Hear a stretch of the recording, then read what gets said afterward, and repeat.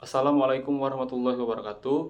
Perkenalkan, nama saya Arif Pratama dengan NIM F1D1240014. Di sini saya ingin menjelaskan mengenai inovasi penanganan masalah lingkungan, yaitu floating wetland.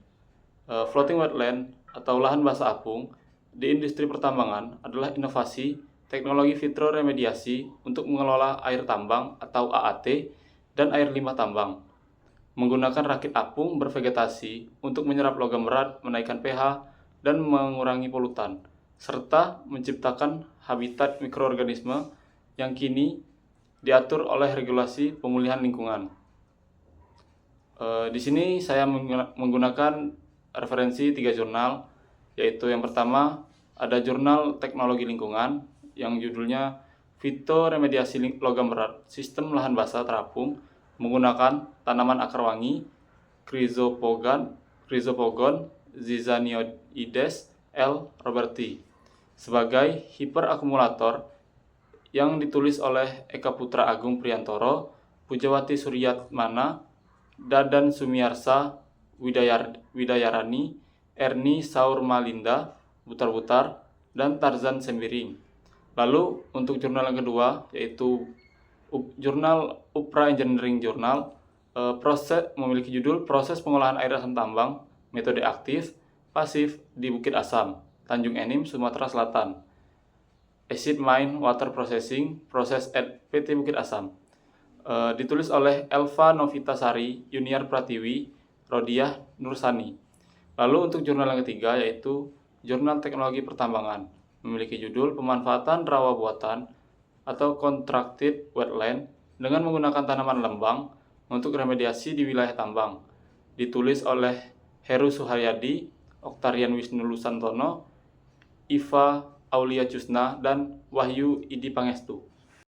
Pada jurnal pertama, metode yang dilakukan yaitu melakukan pendekatan studi literatur untuk menelaah penelitian dan review terkait pemanfaatan tanaman retiver dalam floating wetland atau FTW guna menyerap logam berat di lingkungan perairan.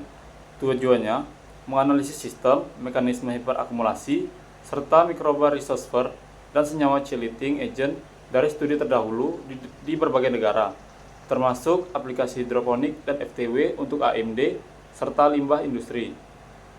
Lalu untuk di jurnal kedua, itu menggunakan metode data primer, berupa data pH inlet dan outlet air asam tambang, debit air, dan jumlah dosis kapur tohor. Untuk pengolahan air asam tambang dengan metode aktif yaitu dengan mengukur pH, dan untuk metode pasif dilakukan dengan mengidentifikasi jenis tanaman yang digunakan. Untuk pada jurnal yang ketiga, menggunakan metode penelitian di wilayah pertambangan PT Wahana Baratama Mining di daerah Tanah Bumbu, Kalimantan Selatan. Penelitian dilakukan dengan melihat kondisi perairan dan tanah sekitar wilayah tambang yang terindikasi terpapar cemaran dari kegiatan penambangan. Metode yang dilakukan adalah deskriptif kuantitatif dengan melakukan uji laboratorium terhadap tumbuhan tipe Angustifolia. Lalu di sini terdapat diagram penelitiannya, yaitu pertama melakukan perencanaan proyek di operasi pertambangan batubara, lalu dilakukan observasi yaitu menggunakan data sekunder dan juga pH NTSS measurement. Lalu dilanjutkan dengan sampling pada tanaman tipe Angustifolia dan juga sampling pada air. Lalu ditentukan kualitas air, standar kualitas air. Lalu dilakukan pengujian kadar Fe dan Mn. Setelah itu didapatkanlah keefektifan dari tanaman Angustifolia sebagai fitoremediasi.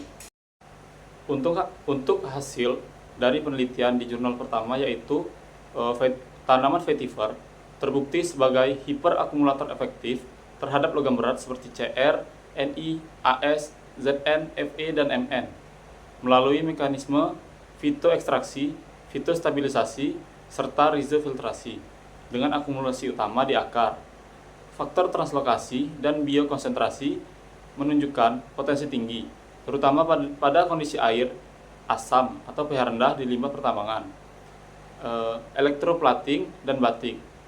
Dalam FTW hidroponik, vetiver menetralkan AMD dari pH 3-4 naik ke 5-7, mengurangi Fe, Zn, Cu 23-82%, dan menghemat biaya.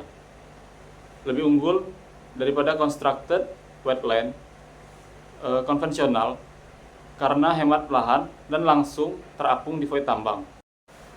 Untuk hasil penelitian menurut jurnal kedua, itu di sini menggunakan dua metode, yaitu active treatment dan passive treatment. Pada active treatment itu menggunakan dua jenis bahan. Yang pertama itu kapur tohor, yang merupakan batuan yang digunakan untuk meningkatkan pH secara praktis, murah dan aman, sekaligus dapat mengurangi kandungan logam berat yang terkandung dalam air asam tambang. Beberapa macam kapur yang dapat digunakan yaitu kapur pertanian atau CaCO3, kapur tohor, CaO, dan batu dolomit. Untuk bahan yang kedua itu menggunakan pH adjuster, merupakan produk kimia yang efektif untuk menetralkan air asam tambang dan dapat menurunkan kadar logam. Penggunaan kimia ini tidak perlu adanya pengadukan dan langsung larut dalam air karena sifatnya koloidal. Pada metode yang kedua yaitu metode passive treatment, itu menggunakan dua bahan juga. Yang pertama itu tanaman penyerap logam seperti tanaman kiambang, vetiver, dan kiapung. Kiambang memiliki dua tipe daun yang sangat berbeda. Daun yang tumbuh di permukaan air berupa cuping agak melingkar, berklorofil sehingga berwarna hijau dan permukaannya ditutupi rambut berwarna putih agak transparan. Daun tipe kedua tumbuh di dalam air, berbentuk sangat mirip akar, tidak berklorofil dan berfungsi menangkap hara seperti akar. Kiambang tidak menghasilkan bunga karena termasuk golongan paku-pakuan. Sebagaimana tanaman pakuan lainnya, kiambang juga bersifat heterospor, memiliki dua tipe spora, yaitu makrospora yang akan tumbuh menjadi prolatus betina dan mikrospora yang akan tumbuh menjadi prolatus jantan. Kiambang yang telah lama dipakai atau mati dapat didaur ulang menjadi pupuk kompos agar dapat mengurangi limbah. Akar wangi atau vetiver adalah sejenis rumput yang berasal dari India. Tumbuhan ini dapat tumbuh sepanjang tahun dan dikenal orang sejak lama sebagai sumber wangi-wangian. Tumbuhan ini termasuk dalam famili Poaceae dan masih sekeluarga dengan serai atau padi. Lalu untuk bahan yang kedua atau cara yang kedua itu dengan floating system. Floating system adalah sebuah metode atau sistem yang mengapung yang memungkinkan tanaman darat dapat tumbuh di air. Sistem ini dibuat dengan menggunakan pipa paralon, elbow paralon, lempi, paparanet, bilah bambu, dan waring yang dirangkai menjadi satu. Floating system diterapkan pada KPL dengan jumlah unit kurang lebih 50 unit. Satu unit floating system dibuat desain floating dengan ukuran 1,5 meter dikali 4 meter. Untuk jurnal yang ketiga, itu menggunakan baku mutu lingkungan yang terdapat 4 parameter. Yang pertama yaitu pH dengan batas ambangnya itu 6-9. Lalu ada TSS dengan batas ambang 400, lalu total besi dengan batas ambang 7, dan mangan dengan batas 4. Lalu dilakukan pengambilan data sampel pada 4 lokasi, yaitu pada kolam pengendapan, pada sungai di daerah tambang tersebut, dan juga pada inlet. Lalu juga diambil data absorpsi Fe dan Mn di beberapa settling pond.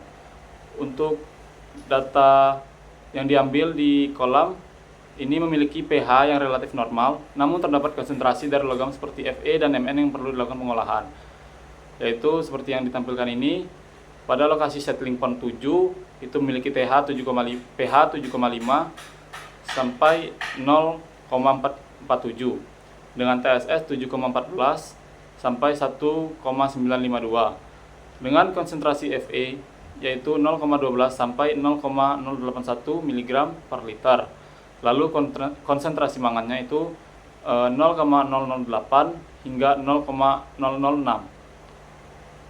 Di sini diambil pada 5 lokasi settling pond. Lalu pada pengambilan data di sungai itu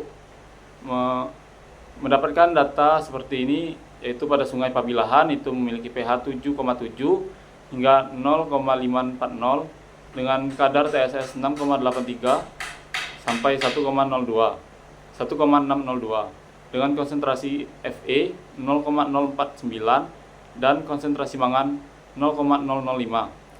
Pada Sungai Taras itu didapatkan 7,80 sampai 0,521 dengan TSS 6,33 hingga 1,9966. Konsentrasi Fe-nya 0,051 hingga 0,010 dan konsentrasi mangan 0,006 hingga 0,001. Pada Sungai Karang itu didapatkan pH-nya 7,83 hingga 0,543 dengan TSS 6,600 hingga 2 dengan konsentrasi besi atau Fe 0,052 hingga 0,012 dan konsentrasi mangannya 0,005. Lalu pada Sungai Lucut itu pH-nya 7,79 hingga 0,453, TSS-nya 7,17 dan hingga 3,137 dan konsentrasi Fe-nya 0,047 dan konsentrasi mangannya 0,005.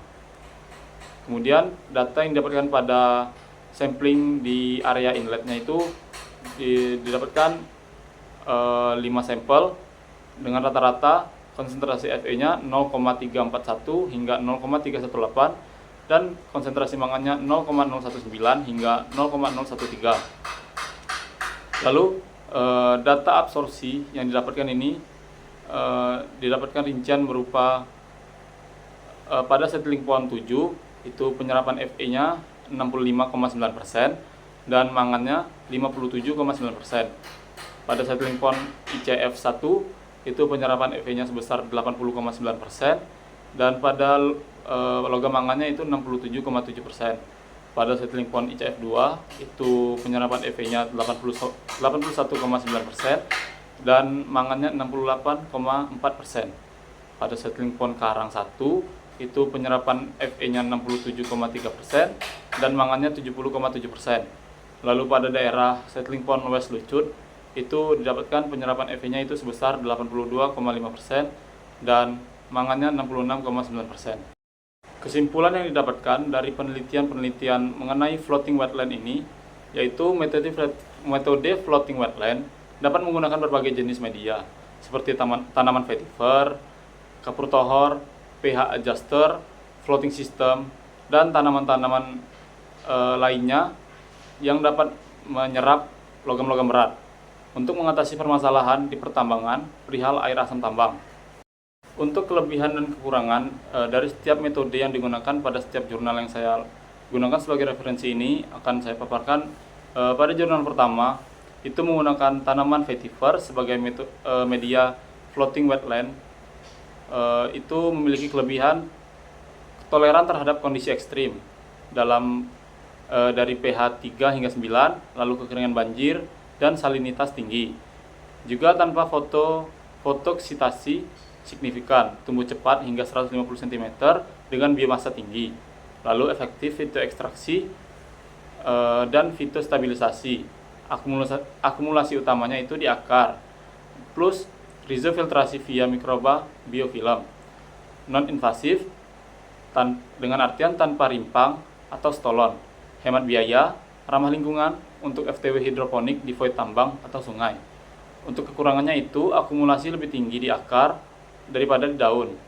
Lalu memerlukan panen rutin dan disposal biomasa tercemar untuk hindari re-leaching. Laju eliminasinya lambat, 1-12 mg per kilo per hari. Lalu kurang efektif pada konsentrasi sangat tinggi tanpa chelator seperti EDTA atau EDDS, serta waktu adaptasi 3-12 bulan untuk akar matang.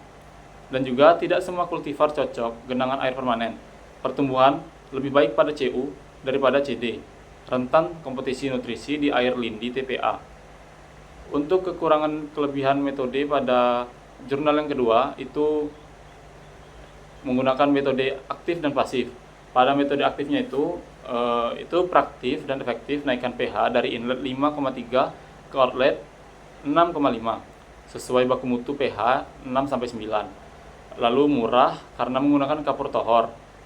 10 karung per bulan, serta ramah lingkungan karena pasif memanfaatkan tanaman hiperakumulator untuk serap logam tanpa bahan kimia berlebih.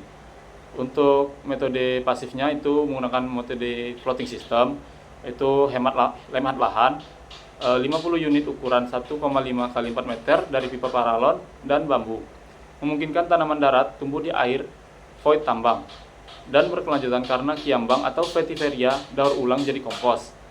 Kekurangannya itu untuk metode aktif memerlukan pemantauan rutin, pengapuran 1 bulan sekali di pagi hari, dan dosis presisi untuk hindari overdosis.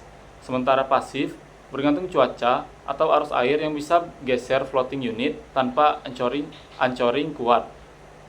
Efisiensi pasif lambat, adaptasi tanaman 3-12 bulan, kurang detail, data removal logam spesifik, serta potensi biomasa tercemar. Perlu disposal aman untuk cegah rekontaminasi. Untuk pada jurnal kedua itu kelebihannya itu ramah lingkungan dan hemat biaya karena pasif, geokimia alami via tanaman, sedimen, dan mikroba, tanpa suplai energi atau kimia kontinu, serta memanfaatkan settling pond tidak aktif untuk menaikkan pH dan endap logam Fe dan Mn. Efektif fitoakumulasi 1137,86 mg per kilo Fe, lalu 87,15 mg per kilo Mn di tanaman. Cocok lahan tambang luas dengan aliran saluran terbuka. Kekurangannya itu memerlukan lahan besar karena settling pond seluas 10.000 sampai 28.000 meter persegi. Waktu proses lambat lebih dari 30 hari, dan variasi efektivitas antara settling pond akibat populasi tanaman atau populasi rendah. Kapasitas terbatas untuk lebih tinggi, ketergantungan cuaca atau aliran air, serta tidak detail disposal biomasa tercemar untuk hindari rekontaminasi. Mungkin hanya ini yang bisa saya sampaikan dalam membahas mengenai perihal inovasi penanganan lingkungan di dunia tambang menggunakan metode floating wetland. Sekian dari saya, mohon maaf jika terdapat kekurangan dan kesalahan. Saya akhiri, wassalamualaikum warahmatullahi wabarakatuh.